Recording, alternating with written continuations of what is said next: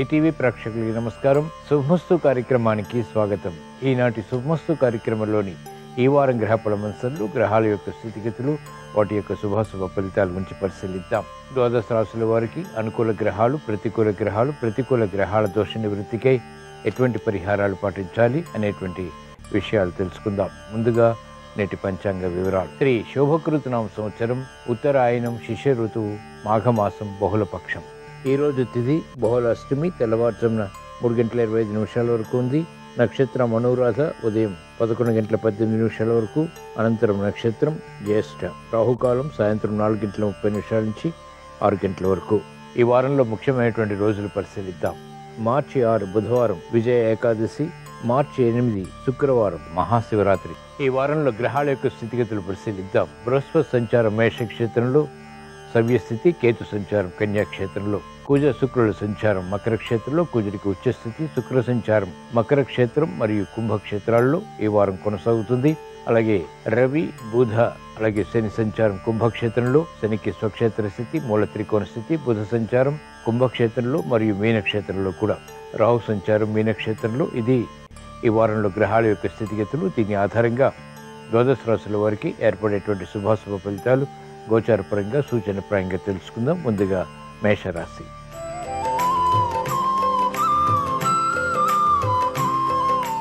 ఈ వారం మేషరాశి వారి ఫలితాన్ని పరిశీలించినట్లయితే బృహస్పతి సంచారం ఈ వారం అంతా కూడా ప్రతికూలంగా ఉంది. కేతు సంచారం అనుకూలతని కలిగిస్తుంది. అలాగే రవి సంచారం, అలాగే శని సంచారం, బుధ సంచారం కూడా అనుకూలతని కలిగిస్తుంది. చేపట్టినటువంటి కార్యకలాపాలు కలిసి వస్తాయి. మానసిక వేదనలు, క్లేశాలు ఉన్నప్పటికీ ఎదుర్కొని ఆశించినటువంటి ప్రయోజనాలు ఆలస్యంగానైనా సాధించగలుగుతారు. విదేశీ ప్రయాణాలు ఉపకరిస్తాయి. చేపట్టినటువంటి కార్యకలాపాల్లో ప్రోత్సాహం కొనసాగుతుంది. ఆదాయాన్ని పెంపొందింప చేసుకునేటువంటి మార్గాలు సులభతరమవుతాయి. గతంలో ఆగిపోయినటువంటి కార్యక్రమాలు పునఃప్రారంభించి విజయాలు సాధించగలుగుతారు. మహిళలకు ఆశించినటువంటి ప్రయోజనాలు నెరవేరుతాయి. శారీరక శ్రమ అధికంగా ఉన్నప్పటికీ చేపట్టినటువంటి కార్యకలాపాల్లో ప్రోత్సాహం కొనసాగుతుంది. విద్యార్థులకి విదేశీ విద్యా అవకాశాలు చేజిక్కించుకునేటువంటి ఫలితాలు సంతృప్తిని కలిగిస్తాయి. వైద్య వృత్తి వారికి ఉన్నతి లభిస్తుంది. సాఫ్ట్వేర్ రంగం వారికి ఆదాయాన్ని పెంపొందింప చేసుకునేటువంటి మార్గాలు సులభతరమవుతాయి. ఉన్నతికే చేసేటువంటి కార్యకలాపాలు వృత్తిపరంగా ఫలాన్ని కలిగిస్తాయి. వ్యవసాయ రంగం వారికి అత్యంత ప్రోత్సాహకర పరిస్థితులు ఉంటాయి. నూతన విషయాల ద్వారా సానుకూలత, అనుకూలత వృత్తిపరంగా చేకూరుతాయి. యోచించగా ఈ వారం మేషరాశి వారికి అనుకూల ఫలితాలు ఎక్కువగా ఉన్నాయి. ప్రతికూల ఫలితాలు కూడా ఉన్నాయి. ఈ ప్రతికూల ఫలితాలని దూరం చేసుకుని లేదా ఎదుర్కొని అనుకూలంగా మరల్చుకుని ఇంకా మంచి ఫలితాలు సాధించడానికి ఈ వారంలో వచ్చేటువంటి బృహస్పతి రోజున శ్రీ దక్షిణామూర్తిని దర్శించడం, స్మరించడం, పూజించడం శ్రేయస్కరం.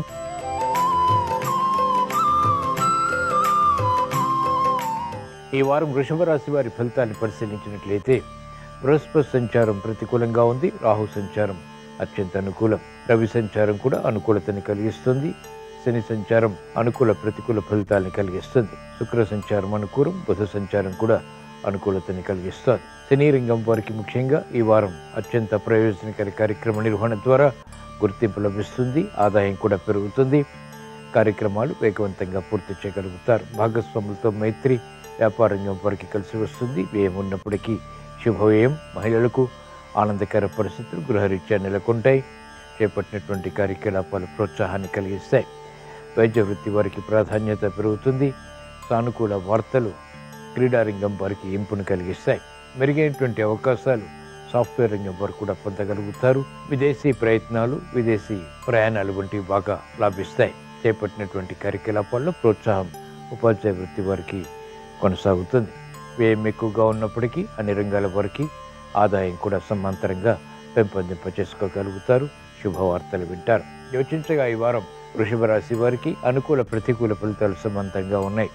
ఈ ప్రతికూల ఫలితాలని దూరం చేసుకుని ఇంకా మంచి ఫలితాలు పొందడానికి ఈ వారంలో వచ్చేటువంటి శనివారం రోజున శ్రీ వెంకటేశ్వర స్వామిని దర్శించడం, స్మరించడం, పూజించడం శ్రేయస్కరం.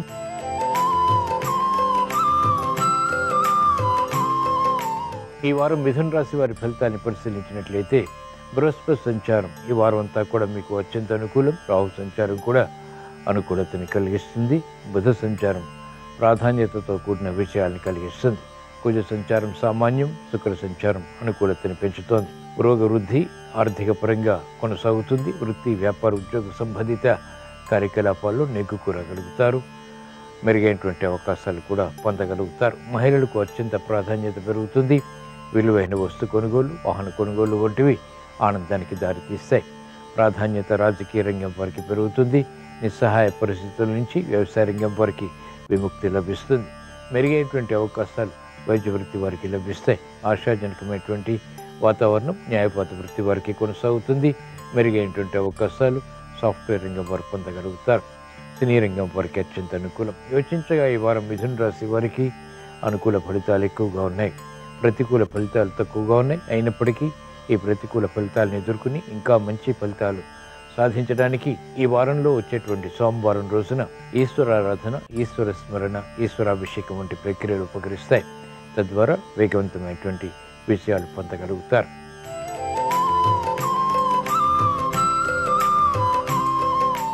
ఈ వారం కర్కాటక రాశి వారి ఫలితాన్ని పరిశీలించినట్లయితే రవి సంచారం, శని సంచారం అత్యంత ప్రతికూలతను కలిగిస్తుంది. కాబట్టి ప్రయాణాల విషయంలో జాగ్రత్తలు పాటించాలి. సంభాషణల విషయంలో కూడా జాగ్రత్తలు పాటించాలి. ఆకస్మిక విపత్కర పరిస్థితులు ఎదుర్కోవాల్సి వస్తుంది. రాహు సంచారం సామాన్యం. చేపట్టినటువంటి కార్యకలాపాలు మెల్లమెల్లగా కలిసి వస్తాయి. బృహస్పతి సంచారం కూడా గందరగోళ పరిస్థితిని కలిగిస్తుంది. వృత్తి, వ్యాపార, ఉద్యోగ సంబంధిత కార్యకలాపాల్లో సందర్భోచిత నిర్ణయాలు తీసుకోలేకపోతారు. అసంతృప్తి ఉన్నప్పటికీ చేపట్టినటువంటి కార్యకలాపాలపై ఏకాగ్రత, గట్టి ప్రయత్నాల ద్వారా మాత్రమే సుసాధ్యపడుతుంది. రాజకీయ రంగం వారికి ప్రతికూలత ఉంటుంది. ప్రత్యర్థులు బలపడతారు. ఆశాజనకమైనటువంటి వాతావరణం మహిళలకు కొనసాగుతుంది. శారీరక శ్రమ అధికమవుతుంది. శారీరక రుగ్మతలు కూడా ప్రబలమవుతాయి. చేపట్టినటువంటి కార్యకలాపాలపై ప్రోత్సాహం విద్యార్థులు కలిగి ఉంటారు. అయినప్పటికీ గట్టి కృషితో కూడినటువంటి కార్యక్రమాల ద్వారా మాత్రమే విద్యపై అవగాహనతో కూడిన విజయాలు సాధించగలుగుతారు. యోచించగా ఈ వారం కర్కాటక రాశి వారికి ప్రతికూల ఫలితాలు ఎక్కువగా ఉన్నాయి. అనుకూల ఫలితాలు కూడా ఉన్నాయి. ఈ ప్రతికూల ఫలితాలని దూరం చేసుకుని ఎదుర్కొని అనుకూలంగా మరల్చుకుని మంచి విషయాలు సాధించడానికి, ప్రమాదాలు దూరం చేసుకోవటానికి ఈ వారంలో వచ్చేటువంటి శనివారం రోజున ఈశ్వరాభిషేకం ఉపకరిస్తుంది.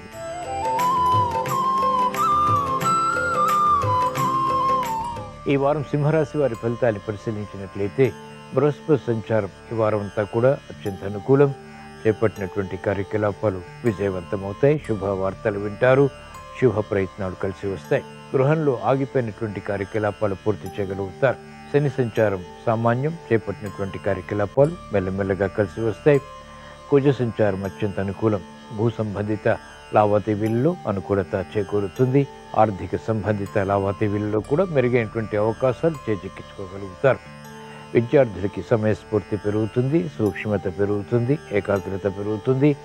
మంచి నిర్ణయాలు ఉపాధ్యాయ వృత్తి వారు తీసుకోగలుగుతారు. వివేకంతో కూడినటువంటి కార్యకలాపాలు మహిళలు కొనసాగించి ఉత్తమ విజయాలు సాధించగలుగుతారు. సాఫ్ట్వేర్ రంగం వారికి అత్యంత అనుకూలం. వైద్య వృత్తి వారికి గుర్తింపు లభిస్తుంది. ప్రాధాన్యత పెరుగుతుంది. న్యాయవాద వృత్తి వారికి ఆదాయం పెరుగుతుంది. యోచించగా ఈ వారం సింహరాశి వారికి అనుకూల ఫలితాలు ఎక్కువగా ఉన్నాయి. ప్రతికూల ఫలితాలు చాలా తక్కువగా ఉన్నాయి. ఈ ప్రతికూల ఫలితాలని కూడా దూరం చేసుకుని మంచి విజయాలు సాధించడానికి ఈ వారంలో వచ్చేటువంటి గురువారం రోజున శ్రీ మహావిష్ణువుని దర్శించడం, స్మరించడం, పూజించడం శ్రేయస్కరం. విష్ణు సహస్రనామ పఠనం, శ్రవణం మేలును కలిగిస్తుంది. గ్రహ ప్రతికూలత దూరం చేసుకుని చాకచక్యంతో వ్యవహరించి ఓర్పు సహనంతో కూడిన ఉత్తమ విజయాలు సాధించగలుగుతారు.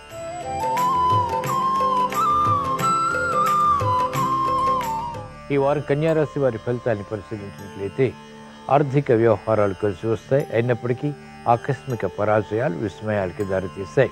చేపట్టినటువంటి కార్యకలాపాలు విజయవంతం అయ్యేటువంటి దిశలో తిరిగి విఘ్నాలు చోటు చేసుకుంటాయి.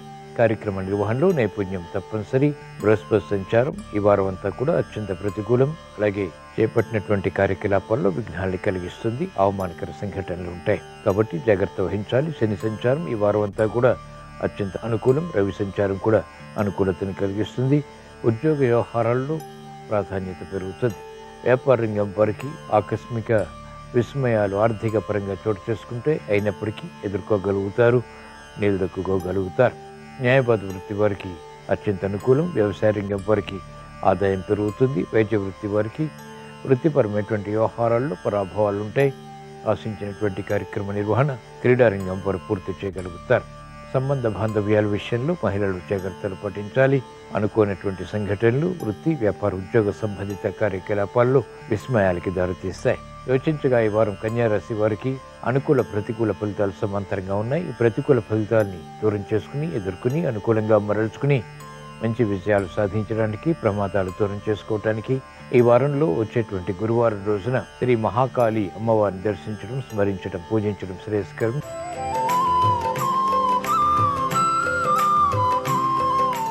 ఈ వారం తులారాశి వారి ఫలితాలను పరిశీలించినట్లయితే కుజ సంచారం అర్ధాష్టమ కుజుడిగా ప్రతికూలతని పెంచుతోంది. బృహస్పతి సంచారం సప్తమ స్థానంలో అత్యంత అనుకూలతని కలిగిస్తుంది. అలాగే షష్ఠ స్థానంలో రాహు సంచారం కూడా చక్కటి అభివృద్ధికి దోహదపడుతుంది.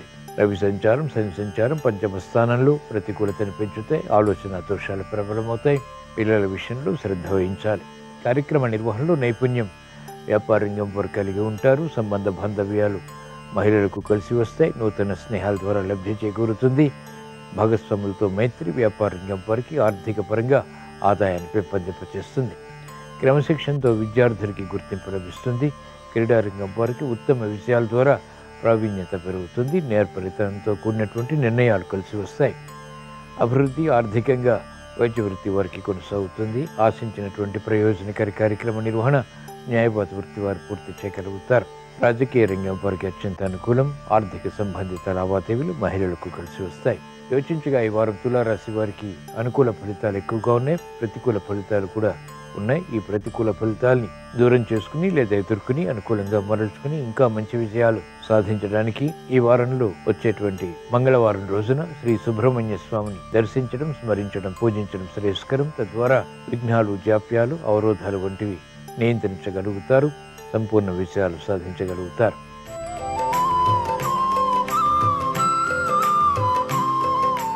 ఈ వారం వృశ్చిక రాశి వారి ఫలితాన్ని పరిశీలించినట్లయితే కుజుడు యొక్క సంచారం ఈ వారం అంతా కూడా మీకు అత్యంత అనుకూలం. ధైర్య సాహసాలతో కార్యక్రమాలు కొనసాగించగలుగుతారు. మానసిక ధైర్యం పెరుగుతుంది. బృహస్పతి సంచారం ప్రతికూలంగా ఉంది. రాహు సంచారం, కేతు సంచారం సామాన్యం. అభివృద్ధి కార్యక్రమాలు మెల్లమెల్లగా కొనసాగించి అంతిమ విజయాలు సాధించగలుగుతారు.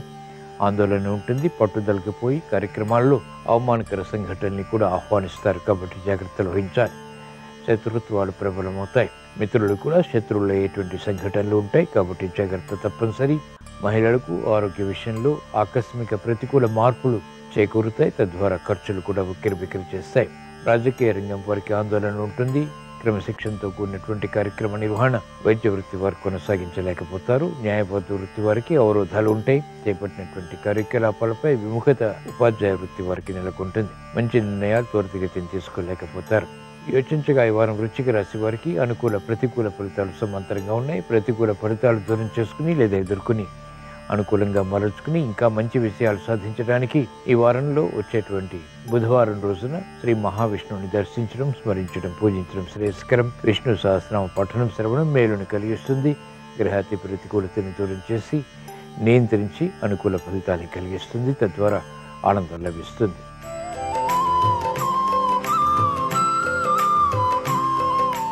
ఈ వారం ధనుస్సు రాశి వారి ఫలితాన్ని పరిశీలించినట్లయితే ఆర్థిక సంబంధిత లావాదేవీలు కలిసి వస్తాయి.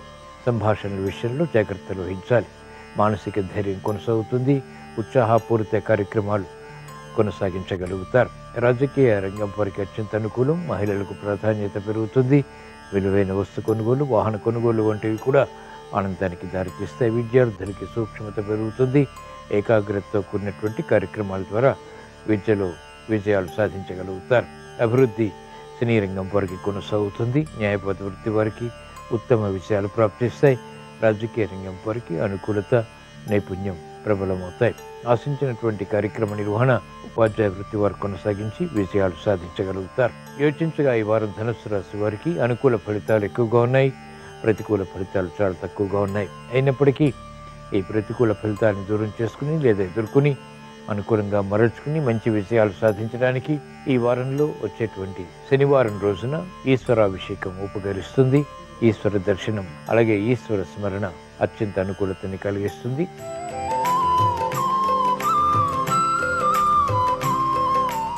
ఈ వారం మకర రాశి వారి ఫలితాన్ని పరిశీలించినట్లయితే బృహస్పతి సంచారం అర్ధాష్టమ బృహస్పతి ప్రతికూలతని పెంచుతుంది. అలాగే ఏలినాటి శని ప్రభావం కూడా అధికంగా ఉంది. రాహు సంచారం తృతీయ స్థానంలో అత్యంత అనుకూలతని కలిగిస్తుంది. కేతు సంచారం ప్రతికూలంగా ఉంది. కుజ సంచారం ఆరోగ్య విషయాల్లో జాగ్రత్తను హెచ్చరిస్తుంది. కార్యక్రమ నిర్వహణలో నైపుణ్యం ఉన్నప్పటికీ ఆశించినటువంటి ప్రయోజనాలు ఆలస్యంగా పొందగలుగుతారు. భూ సంబంధిత లావాదేవీల విషయంలో జాగ్రత్తలు పాటించాలి. సాహస నిర్ణయాలు పనికిరావు. ప్రతి పని ఆచితూచి వ్యవహరించి చేపట్టడం ద్వారా మాత్రమే అనుకున్నవి సాధించగలుగుతారు. ఆర్థిక విషయాలు మొదట ప్రతికూలతని కలిగించిన తర్వాత అనుకూలతని కలిగిస్తాయి. ప్రతి పని పదే పదే చేయవలసినటువంటి ఆవశ్యకత కూడా ఉంటుంది. వ్యాపార రంగం వారికి ఆర్థిక విషయాల్లో అలజడి ఉంటుంది. కార్యక్రమాలు మహిళలు సంపూర్ణంగా పూర్తి చేయలేకపోతారు. ఆందోళన కొనసాగుతుంది. నిస్సహాయ పరిస్థితులు రాజకీయ రంగం వారికి ఉంటాయి. కార్యక్రమాలు వేగవంతంగా న్యాయవాద వృత్తి వారు పూర్తి చేయలేకపోతారు. ప్రతిభతో కూడినటువంటి కార్యక్రమాల ద్వారా ఏర్పడినటువంటి అనుకూలత వైద్య వృత్తి వారు ఆస్వాదించలేకపోతారు. యోచించగా ఈ వారం మకర రాశి వారికి ప్రతికూల ఫలితాలు ఎక్కువగా ఉన్నాయి. అనుకూల ఫలితాలు చాలా తక్కువగా ఉన్నాయి. ఈ ప్రతికూల ఫలితాలని దూరం చేసుకుని లేదా ఎదుర్కొని అనుకూలంగా మరల్చుకుని ఇంకా మంచి విషయాలు సాధించడానికి ఈ వారంలో వచ్చేటువంటి శనివారం రోజున ఈశ్వరాభిషేకం ఉపకరిస్తుంది.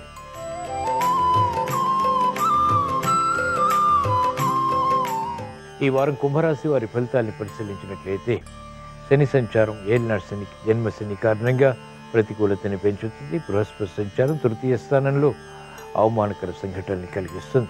రాహు సంచారం కేతు సంచారం కూడా అత్యంత ప్రతికూలతని పెంచుతుంది. ప్రయాణాల విషయంలో ముఖ్యంగా జాగ్రత్తలు వహించాలి.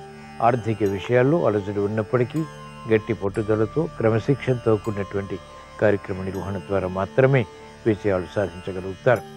శారీరక రుగ్మతలు ప్రబలమవుతాయి. ఆరోగ్య ఖర్చులు పెరుగుతాయి. అనిశ్చిత పరిస్థితులు వృత్తి వ్యాపార ఉద్యోగ సంబంధిత కార్యకలాపాల్లో కొనసాగుతాయి. రాజకీయ రంగం వారికి పరాభవాలు ఉంటాయి. ఆశించినటువంటి ప్రయోజనాలు మహిళలు గృహరీత్యా పొందలేకపోతారు. విమర్శలు ప్రబలమవుతాయి. వ్యతిరేకత కూడా ప్రబలమవుతుంది. నిర్ణయాలు త్వరితగతిని తీసుకోలేకపోతారు. విద్యార్థులకి మందత్వం కొనసాగుతుంది. ఏకాగ్రత తగ్గుతుంది. ఆశించినటువంటి ప్రయోజనాలు క్రీడారంగం వారు పొందలేకపోతారు. ప్రత్యర్థులు పడపడతారు. పోటీ పెరుగుతుంది. నిస్సహాయ పరిస్థితులు న్యాయవాద వృత్తి వరకు ఉంటాయి. ఆర్థిక విషయాల్లో క్రమశిక్షణ లోపిస్తుంది. రుణ ఒత్తిళ్లు ప్రబలమవుతాయి. యోచించగా ఈ వారం కుంభరాశి వారికి ప్రతికూల ఫలితాలు ఎక్కువగా ఉన్నాయి. అనుకూల ఫలితాలు చాలా తక్కువగా ఉన్నాయి. ఈ ప్రతికూల ప్రభావాన్ని దూరం చేసుకుని లేదా ఎదుర్కొని అనుకూలంగా మరల్చుకుని మంచి విజయాలు సాధించడానికి ఈ వారంలో వచ్చేటువంటి సోమవారం రోజున శ్రీ మహావిష్ణువుని దర్శించడం, స్మరించడం, పూజించడం శ్రేయస్కరం.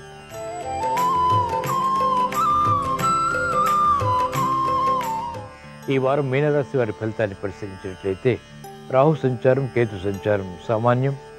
బృహస్పతి సంచారం అత్యంత అనుకూలం. రవి శనుల సంచారం కూడా ప్రతికూలంగా ఉంది. ఆకస్మిక ఖర్చులు ఆరోగ్యపరంగా చేకూరుతాయి.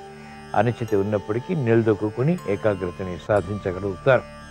పట్టుదల పెరుగుతుంది. శుభ వార్తలు వింటారు. శుభ ప్రయత్నాలు కూడా కలిసి వస్తాయి. శుభ కార్యక్రమాల్లో కూడా పాల్గొంటారు. అనిశ్చిత పరిస్థితులు వ్యాపార రంగం వరకు తగ్గుతాయి. మంచి నిర్ణయాలు తీసుకోగలుగుతారు. కుజ సంచారం ఈ వారం అంతా కూడా మీకు అత్యంత అనుకూలం. భూ సంబంధిత లావాదేవీలు సాహసోపేతమైనటువంటి నిర్ణయాలు కూడా లాభిస్తాయి. వ్యవసాయ రంగం వారికి ప్రోత్సాహం కొనసాగుతుంది. క్రీడారంగం వారికి సాహస నిర్ణయాలు కలిసి వస్తాయి. రాజకీయ రంగం వారికి అత్యంత అనుకూలం. ప్రతికూల ప్రభావం వృత్తిపరంగా ఉన్నప్పటికీ నెగ్గుకు రాగలుగుతారు. తద్వారా విజయాలు చేకూరుతాయి. శ్రమతో కూడినటువంటి కార్యకలాపాలు తద్వారా విజయాలు మహిళలను ఆహ్లాదపరుస్తాయి. ఆశించినటువంటి కార్యక్రమాలు విద్యార్థులు పొందగలుగుతారు. ఉపాధ్యాయ వృత్తి వారికి అత్యంత అనుకూలం. యోచించగా ఈ వారం మీన రాశి వారికి అనుకూల ఫలితాలు ఎక్కువగా ఉన్నాయి. ప్రతికూల ఫలితాలు చాలా తక్కువగా ఉన్నాయి. ఈ ప్రతికూల ఫలితాలు దూరం చేసుకుని లేదా ఎదుర్కొని అనుకూలంగా మరల్చుకుని ఇంకా మంచి విజయాలు సాధించడానికి ఈ వారంలో వచ్చేటువంటి శుక్రవారం రోజున శ్రీ మహాలక్ష్మీదేవిని దర్శించడం, స్మరించడం, పూజించడం శ్రేయస్కరం. ఇవి ఈ వారం ద్వాదశ రాశుల వారికి ఏర్పడేటువంటి శుభాశుభ ఫలితాలు.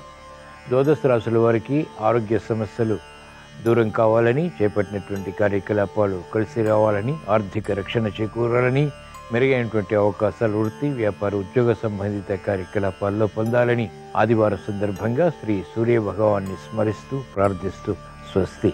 శ్రీరస్తు శుభమస్తు.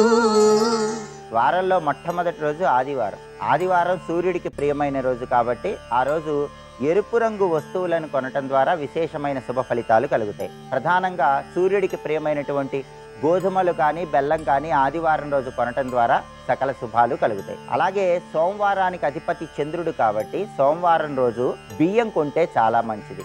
పాలు, పెరుగు ఇలాంటి తెలుపు రంగు వస్తువులు సోమవారం రోజు కొనటం ద్వారా లక్ష్మీ కటాక్షం సులభంగా కలుగుతుంది. అలాగే మంగళవారానికి అధిపతి కుజుడు. కుజుడి ప్రభావం వంటగది మీద ఉంటుంది కాబట్టి వంటగదిలో అవసరమైన వస్తువులు ఏవైనా మంగళవారం కొనటం ద్వారా విశేషమైన శుభ ఫలితాలు కలుగుతాయి. బుధవారానికి అధిపతి బుధుడు కాబట్టి బుధుడి బలాన్ని సంపూర్ణంగా అందిపుచ్చుకోవటానికి బుధవారం నాడు స్టేషనరీ వస్తువులు ఏవి కొనుగోలు చేసినా సకల శుభాలను సిద్ధింపజేసుకోవచ్చు.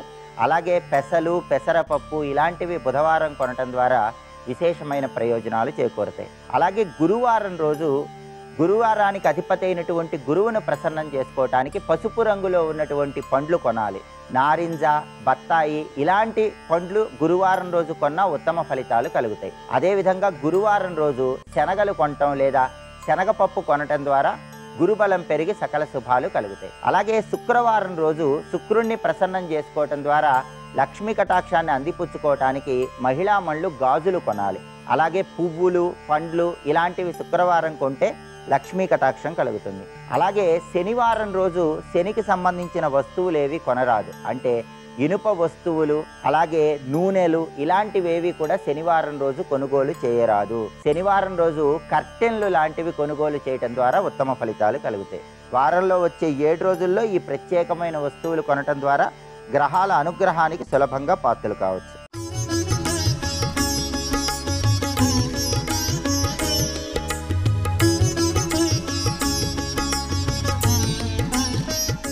శుభమస్తు కార్యక్రమంలో అదృష్ట జాతకం అంశానికి స్వాగతం. మనిషి జీవితంలో ఉత్తమోత్తమైనటువంటి స్థితిగతులు సాధించడానికి సహకరించేటువంటి అద్భుతవంతమైనటువంటి విశేషాంశాల్లో భగవంతుడు ప్రసాదించిన అమృత వరం నవరత్నాలు.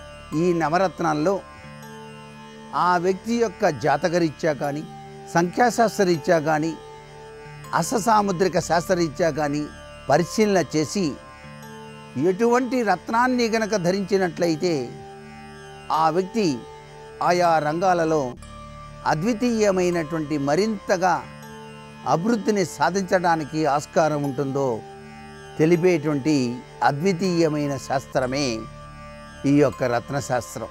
ఈ రత్నశాస్త్రాల్లో మనకున్నటువంటి నవగ్రహాల రీత్యా కూడాను ఒక్కొక్క గ్రహానికి ఒక్కొక్క అద్వితీయమైనటువంటి రత్నాలను చెప్పడం జరిగింది. ఉదాహరణకు సూర్యగ్రహం, దాన్నే మనం రవిగ్రహం అంటాం.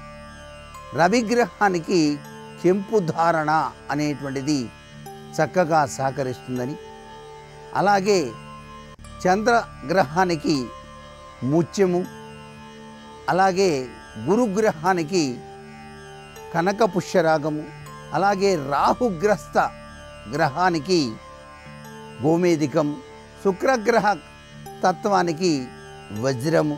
ఇలా రత్నాల యొక్క ప్రభావం నవగ్రహాల రీత్యా కూడాను మనం అంచనా వేయటం జరుగుతుంది. అయితే ఇక్కడ వ్యక్తి పుట్టిన తేదీ, అలాగే సంవత్సరం, నెల కూడి వచ్చినటువంటి అంకెను ఆధారంగా చేసుకొని ఒకే ఒక అదృష్ట రత్నాన్ని మనం గనక ధరించినట్లయితే అది జీవితం మొత్తం కూడాను ఆ వ్యక్తికి అదృష్టాన్ని ప్రసాదిస్తుంది అని చెబుతోంది శాస్త్రం. ఇది చాలా విశిష్టవంతమైనటువంటి ప్రభావాన్ని ఇస్తుంది. దీనికి తోడు హస్తసాముద్రికం కూడా కలిపి ఆ వ్యక్తికి ఎటువంటి రత్నాన్ని ఇచ్చినట్లయితే అతడు దేదీప్యవంతమైనటువంటి వివిధ రంగాలలో అభివృద్ధిని సాధించడానికి ఆస్కారం ఉంటుందో కూడా తెలియజెప్పేటువంటి శాస్త్ర పరిజ్ఞానం మన భారతీయ సనాతన సంస్కృతిలో దాగి ఉంది.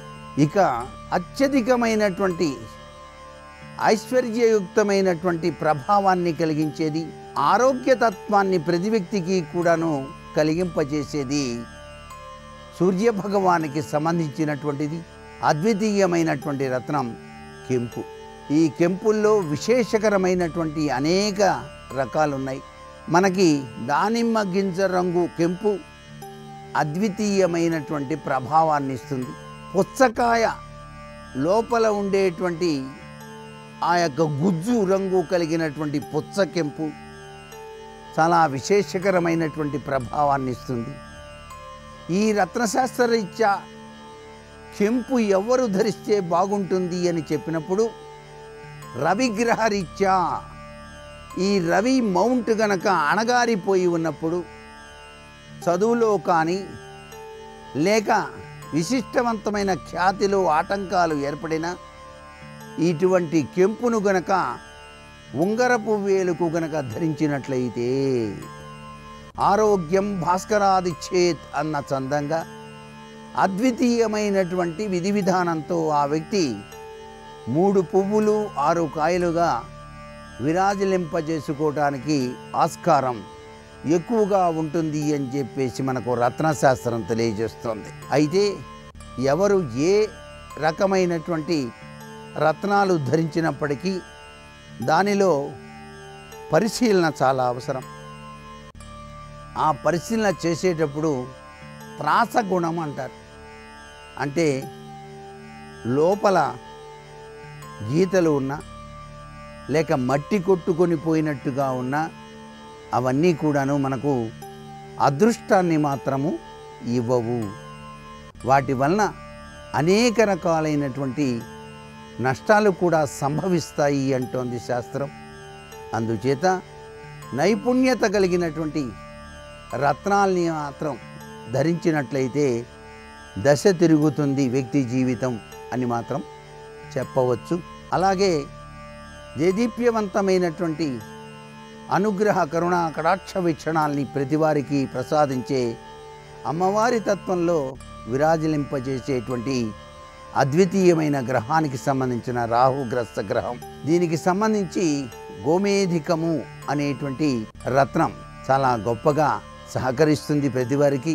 గోమేధిక ధారణ వలన విదేశీయాన యోగానికి సంబంధించినంత వరకు ప్రయత్నాలు సఫలీకృతం చేసుకోవడానికి ఆస్కారం ఎక్కువగా కనిపిస్తుంది.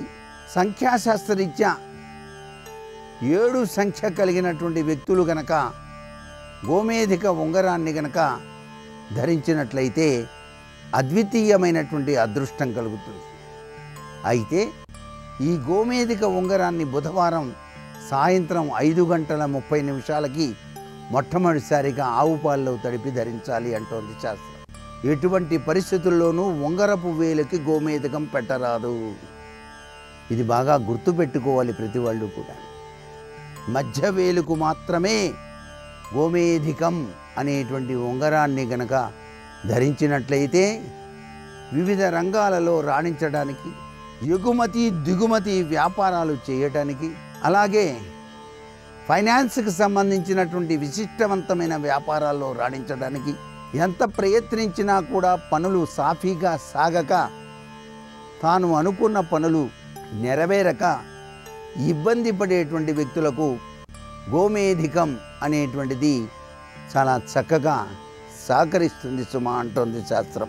ఈ జీవితాన్ని సుగమం చేసుకోవడానికి చెప్పినటువంటి అద్వితీయమైనటువంటి సూత్ర ప్రాతిపదికలను ప్రతి ఒక్కరూ పాటిస్తూ అదృష్టకరమైనటువంటి జీవన విధానంతో కొనసాగడానికి పరమేశ్వరుడు సహకరించాలని చెప్పేసి కోరుకుంటూ సర్వే జనా సుఖినో భవంతు.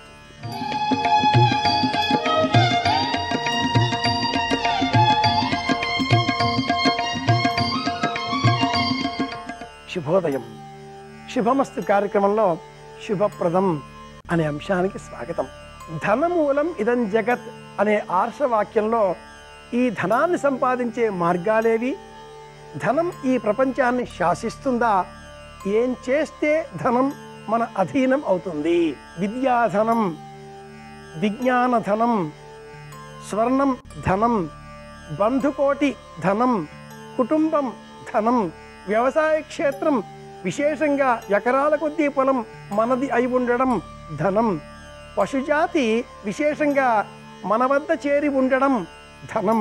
ఇలా చూసినప్పుడు నిజంగా మనోబలం కలిగి ఉండడమే ధనం అంటుంది ఆర్ష విజ్ఞానం. ఇతరమైన ధనాలు ఉండవచ్చును వెళ్ళవచ్చును, కానీ మనోబలం ద్విగుణీకృతంగా ఉన్నప్పుడు మట్టుకు అన్ని విషయాలలో కూడా విజయం మనదే. ఈ నేపథ్యంలో ధనాన్ని మనం పొందే నిమిత్తమై చేసే ప్రయత్నాలలో ధనమూలమిదం జగత్ అనే వాక్యంలో ఉండే అంతరార్థం ఏమిటి అంటే, ఈ లోకమంతా కూడా విజ్ఞానం వశమై ఉన్నది. ఆ విజ్ఞానం విజ్ఞానవేత్త అధీనమై ఉన్నది. ఆ విజ్ఞానవేత్త పలికే పలుకు దైవాన్ని నియంత్రణ చేస్తుంది. ఆ దైవాన్ని మనకు అధీనం చేసేటటువంటి పద్ధతి ధనంలో ఉన్నది. కనుక ఈ ధనం ఈ జగత్తుకు మూలం. ధనం అంటే ఆత్మబలం కలిగి ఉండడమే ధనం, మనోబలం కలిగి ఉండడమే ధనం, పరులకు ఉపకారం చేయడమే ధనం, మన మంచి కోరే వారి సంఖ్యను పెంచుకోవడమే ధనం. ఆ ధనం అనే ఇంధనమే పెట్టుబడిగా అందరినీ మనం మనవారిగా మార్చుకునే నిమిత్తమై పాటించవలసిన పరిహారాలు పరిష్కార మార్గాలలో నోటి ద్వారా వచ్చేటటువంటి పాపాలను తగ్గించుకోవాలి. ఇది మొదటిది. నోటి ద్వారా వచ్చే పాపాలు 2 రకాలు. ఒకటి, దొరికిన ప్రతి పదార్థాన్ని నోటిలో వేసుకోవడం ద్వారా, తినడం ద్వారా శారీరకమైనటువంటి జబ్బులకు మనం ఆధారం కాబోతున్నాం, ఆలవాలం కాబోతున్నాం, నిలయం కాబోతున్నాం, నిలవు కాబోతున్నాం. కనుక ఇది మొదటి ప్రమాదం. కనుక నోటిలో ఏ పదార్థమైనా వేసే ముందు ఆ పదార్థం పరమాత్ముడికి అర్పించినదా, అందరికీ లభించినట్లుగా ఉన్నదా, అందరికీ అందిందా అనే సంయమనం పాటించాలి. రెండవది, నోటి ద్వారా చేసేటటువంటి అతిపెద్ద ప్రమాదం పాపం, నోటికి వచ్చిన పదాలను పలకడం. తద్వారా ఇతరులకు కీడు కలిగే ప్రమాదము ఉంటుంది. పదార్థం వేసుకోవడం ద్వారా శారీరక రోగాలకు ఆలవాలం అవుతున్నటువంటి ఈ నోరు బయటికి మాటలను విడిచిపెట్టడం ద్వారా మానసిక వ్యాధులకు కూడా ఆలవాలం అవుతుంది. అసూయ పెంచుతుంది, అహంకారాన్ని పెంచుతుంది, అందరికీ దూరం చేస్తుంది.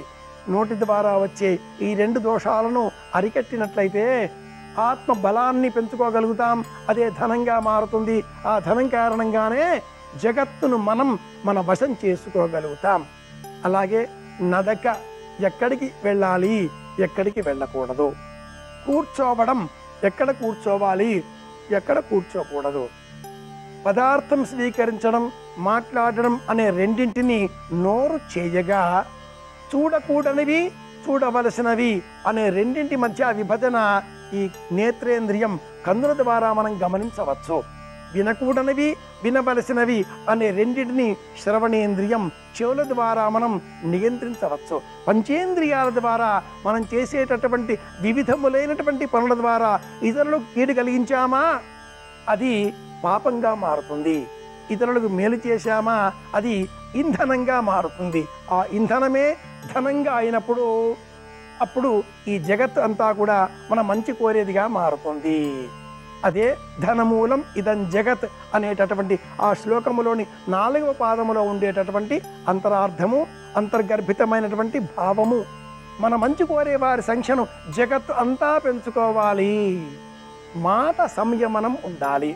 ఈ నోటి ద్వారా పలికే మాట సంయమనం, ఈ నోటి ద్వారా స్వీకరించే ఆహారం పట్ల నియంత్రణ, ఈ రెండింటిని ఈ త్వగేంద్రియం లేదా రసన అంటే నాలుక, నోరు, దీని ద్వారా మనం చేస్తున్నాం. అలాగే చెవులు, కళ్ళు, ఇతర ఇంద్రియాల ద్వారా కూడా చేసేటటువంటి పాపాలు దేహానికి రోగాలను తెచ్చిస్తాయి, జగత్తుకు దూరం చేస్తాయి. జగత్తును మనదిగా చేసుకోవాలి.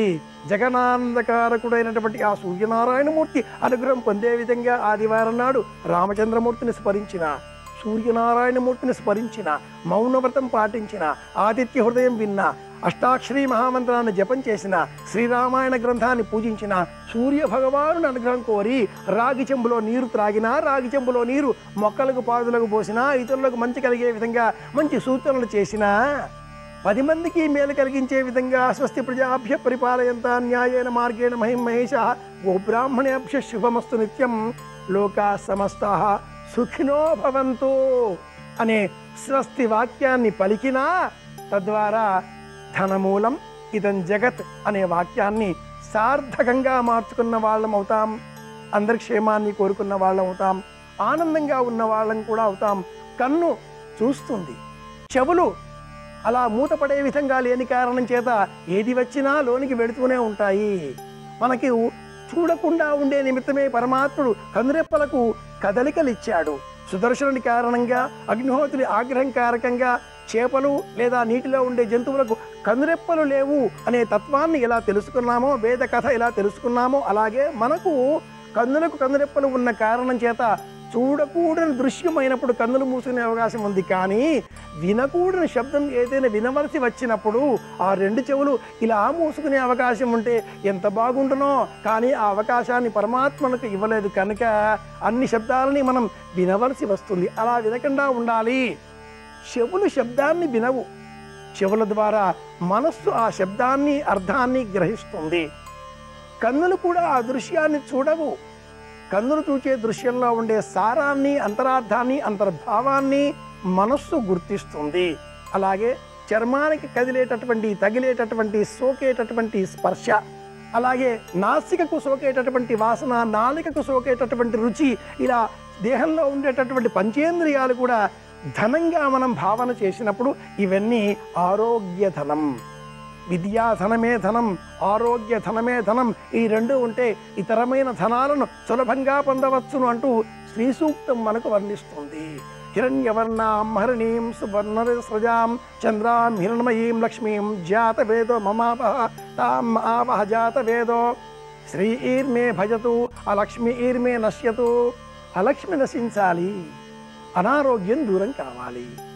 అలక్ష్మి నశించాలి, పిరిగితనం దూరం కావాలి.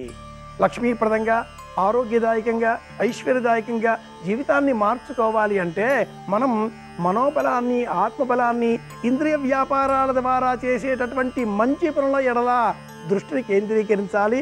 అందుకోసమే ఆదివారానికి సంబంధించిన నియమావళి తెలుసుకున్నాం కనుక అందరి క్షేమాన్ని కోరదాం. స్వస్తి ప్రజాభ్యః అని మళ్ళీ స్మరించుకుందాం, మళ్ళీ కలుసుకుందాం. శుభమస్తు. శ్రీరామ జయం.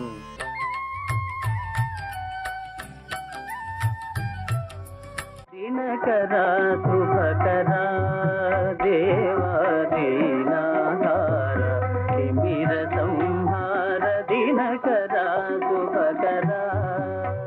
శ్రీరామాయణంలో రామచంద్ర ప్రభువుకి అగస్త్య మహర్షి ఉపదేశం చేసినటువంటి ఆదిత్య హృదయం సూర్య సంబంధమైనటువంటి ఉపాసనలో ఎనలేని ఖ్యాతిని పొందినటువంటి మంత్రరాజం. అది 31 శ్లోకాల రూపంలో ఉన్నప్పటికీ కూడా సంప్రదాయంలో దానిని మంత్రమని పిలుస్తారు. 31 శ్లోకముల యొక్క సమాహార స్వరూపంగా దాన్ని పెద్దలు, సంప్రదాయజ్ఞులు భావన చేస్తూ ఉంటారు. ఒకానొక సమయంలో రామరావణ యుద్ధం జరుగుతున్నప్పుడు ఎంత అలిసిపోయి ఉన్నప్పటికీ కూడా రావణుడు మళ్ళీ ఎలాగైనా విజయాన్ని సాధించాలనేటటువంటి ఉత్సాహంతో రామచంద్రమూర్తి మీదకి యుద్ధానికి వచ్చినప్పుడు ఇద్దరి మధ్య జరిగినటువంటి యుద్ధంలో అంతటి రామచంద్రమూర్తి కూడా బడలిపోయారు. ఆ యుద్ధం ఏం సామాన్యమైనటువంటి యుద్ధం కాదు. ఎప్పుడెప్పుడు రావణాసురుడు నిహతుడైపోతాడా, ఎప్పుడెప్పుడు అతని 10 తలకాయలు తెగిపోతాయా అని దేవతలు, ఋషులు, గంధర్వులు అందరూ కూడా వచ్చి ఆకాశ మార్గంలో నిలబడి ఉన్నారు. నిలబడి రావణ వధ కొరకు ఎదురు చూస్తున్నారు. మహర్షి రామరావణ యుద్ధం గురించి మాట్లాడుతూ ఒక మాట అంటారు, గగనం గగనాకారం. ఆకాశాన్ని పోల్చాలి అంటే ఆకాశానికి ఆకాశమే సాటి, అలాగే సముద్రాన్ని పోల్చాలి అంటే సముద్రానికి సముద్రమే సాటి. రామరావణ యుద్ధానికి పోలిక చెప్పాలి అంటే రామరావణ యుద్ధమే సాటి. మళ్ళీ వేరొక యుద్ధాన్ని రామరావణ యుద్ధంతో పోల్చడం కుదరదు అంటారు. అంత భయంకరమైనటువంటి యుద్ధం జరుగుతోంది. రావణ వధ జరిగిపోవాలి అని అందరూ కూడా కుతూహలంతో ఎదురు చూస్తున్నారు. ఆ ఎదురు చూస్తున్న సమయంలో అలసిపోయి ఉన్నటువంటి రామచంద్రమూర్తికి విజయం కలగాలనేటటువంటి తాపత్రయంతో అగస్త్య మహర్షి వచ్చి ఉపదేశం చేసినటువంటి అద్భుతమైనటువంటి మంత్రరాజమే ఆదిత్య హృదయం. ఆదిత్యుడు అన్న మాటకు అర్థం అదితి యొక్క కుమారుడు అని. కశ్యప ప్రజాపతి యొక్క కుమారుడు సూర్యుడిగా చెప్పబడతాడు. అందుకే మనకి ఆ కశ్యప ప్రజాపతి యొక్క భార్య అదితి, వేరొక భార్య దితి. దితి సంతానమంతా దైత్యులు, దానవులు. అదితి యొక్క సంతానమంతా దేవతలు. ఆ అదితి యొక్క కుమారుడు కనుక ఆదిత్యుడు ఒక అర్థం.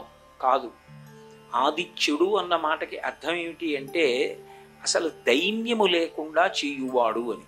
ఎప్పుడూ ఏదో లేదనేటటువంటి బాధని పోగొట్టగలిగినటువంటి వాడు, చీకట్లను పోగొట్టేటటువంటి వాడు.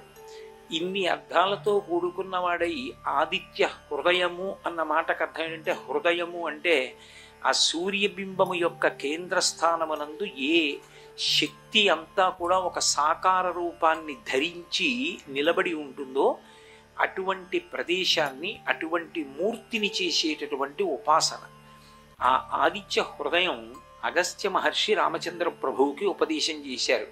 మనకి కురుక్షేత్ర సంగ్రామం జరిగినప్పుడు భగవద్గీతని అర్జునుడికి కృష్ణ భగవానుడు ఎలా బోధించాడో, అలా రామరావణ యుద్ధం జరుగుతున్నప్పుడు అగస్త్య మహర్షి రామచంద్రమూర్తికి ఉపదేశం చేస్తే వచ్చినటువంటి అద్భుతమైనటువంటి శ్లోకముల యొక్క పరంపరయే ఆదిత్య హృదయం. ఆదిత్య హృదయం ఆనాటి నుంచి ఈనాటి వరకు కూడా లోకంలో ఉపాసన చేయబడుతూనే ఉంది. ఆదిత్య హృదయం ఎంత శక్తివంతము అంటే అది ఇవ్వలేనటువంటి ఫలితం ఏమీ లేదు. లోకంలో సమస్త ఫలితాలను అది ఇచ్చేయగలదు. యుద్ధభూమిలో ప్రకాశించినటువంటి రెండు అద్భుతమైనటువంటి విశేషాలలో ఒకటి భగవద్గీత అయితే ఒకటి ఆదిత్య హృదయం. వాల్మీకి మహర్షికి రామాయణమునందు అసలు స్తోత్రముల గురించి మాట్లాడేటటువంటి అలవాటు తక్కువ. అటువంటి మహర్షి ఫలశ్రుతి అసలు చెప్పరు. అటువంటి వారు కొన్ని ఘట్టములకే ఫలశ్రుతి చెప్పారు. సుబ్రహ్మణ్యోత్పత్తికి, గంగావతరణానికి, ఆదిత్య హృదయానికి, ఇటువంటి వాటికి మాత్రమే ఫలశ్రుతి చెప్పారు. అంత అద్భుతమైన వాటిలో ఒకటి ఆదిత్య హృదయం. ఆ ఆదిత్య హృదయం ఉపదేశం చేసినటువంటి సందర్భంతోటే ఆదిత్య హృదయం ప్రారంభం అవుతుంది. 31 శ్లోకాలతో ఉన్నటువంటి ఆదిత్య హృదయాన్ని ఉపదేశం చేసే ముందు అగస్త్య మహర్షి తన శిష్యుణ్ణి ఆర్తితో పిలిచి, పరమ ప్రేమతో పిలిచి, ఆయన అసలు ప్రారంభం చేస్తూనే రావణ వధ జరిగి తీరుతుంది, దీనిని మించినటువంటిది లేదు, ఇది పరమరహస్యము. పరమరహస్యము అంటే గురువు నుండి ఉపదేశమును స్వీకరించవలసినటువంటిది అని అర్థం. అందుకే ఆదిత్య హృదయం మామూలుగా చదువుకోవడం మంచిదే, నేను కాదంటలేదు. కానీ ఆదిత్య హృదయాన్ని గురువు గారి దగ్గర ఉపదేశం తీసుకోవడం మరింత శ్రేయస్కరం. అగస్త్య మహర్షి తతో యుద్ధ పరిశ్రాంతం సమరే చింతయా స్థితం రావణం చాగ్రతో దృష్ట్వా యుద్ధాయ సముపస్థితం దైవతైశ్చ సమాగమ్య ద్రష్టుమభ్యాగతోరణం ఉపాగమ్య ప్రవీద్రామ అగస్త్యో భగవాన్ ఋషి రామ రామ మహాబాహో శృణు గృహ్యం సనాతనం ఏన సర్వాన్ నరీన్ వత్సా సమరే విజీష్యసి అని ప్రారంభం చేస్తారు. తతో యుద్ధ పరిశ్రాంతం సమరే చింతయా స్థితం. యుద్ధభూమిలో నిలబడి ఉన్నటువంటి రాముడి దగ్గరికి పరమ ఆర్తితో, ఎంతో వాత్సల్యంతో, ఆవుకి తన దూడ మీద ఎంతటి ప్రేమ ఉంటుందో గురువుకి తన శిష్యుడి మీద అంత ప్రేమ ఉంటుందిట. అందుకని అంతటి వాత్సల్యంతో గబగబా గగనమండలం నుండి యుద్ధభూమిలోకి దిగొచ్చారు. వచ్చి అగస్త్యుడు రాముణ్ణి పిలుస్తున్నాడు. రామ రామ మహాబాహో శృణుగుహ్యం సనాతనం. సనాతనమైనది, రహస్యమైనది ఆదిత్య హృదయము. సూర్యునిలో ఉండేటటువంటి అనుగ్రహ శక్తిని ఎందు ప్రవేశించి ఉత్సాహాన్ని పొంది నీ ఎదుట ఉన్నటువంటి లక్ష్యాన్ని ఛేదించడానికి వీలైనటువంటి స్థితిని కల్పించడానికి నీకు ఈ ఉపదేశం చేస్తున్నాను అని రామ రామ మహాబాహో అని పిలుస్తారు. మహాబాహో చేతులు, పెద్ద చేతులు కలవాడా అని పిలిచారు. ఎందుకని? రాముని చేతులు ధర్మ సంస్థాపన కొరకు నిలబడి ఉంటాయి. అటువంటి మహానుభావుడైనటువంటి రాముడి చేతుల యొక్క శక్తి ఆ ధనస్సు పట్టుకోవడంలో, బాణాలను విడిచిపెట్టడంలో ప్రచోదనమై అది రావణ వధకు కారణం కావాలి. ఒకసారి పిలవరు రామ అని. రామ రామ మహాబాహో అంటే గురువుగారి యొక్క సంతోషం, ఆ శిష్యుడు గట్టెక్కిపోవడానికి, శిష్యుడు విజయం సాధించడానికి కావలసిన దాన్ని నేను ఉపదేశం చేసేస్తున్నాను. ఇది గురువుకి తాను ఉపాసన చేసేటటువంటి విధానం మీద ముందు తనకి నమ్మకం ఉండాలి. తాను ఒక మాట మాట్లాడాడు అనుకోండి, ఆ మాట్లాడినటువంటి మాట మీద గురువుకి పరమ విశ్వాసం ఉండాలి. నేను మాట్లాడుతున్నది పరమ సత్యమే, ఆ నమ్మకంతో మాట్లాడగలగాలి. 2, తాను ఒకసారి ఉపదేశం చేసిన తరువాత అది పనిచేస్తుందా పనిచేయదా ఈ అనుమానం గురువుకు ఉండకూడదు. త్రికరణ శుద్ధిగా ముందు దాని మీద విశ్వాసం గురువుకు ఉండాలి.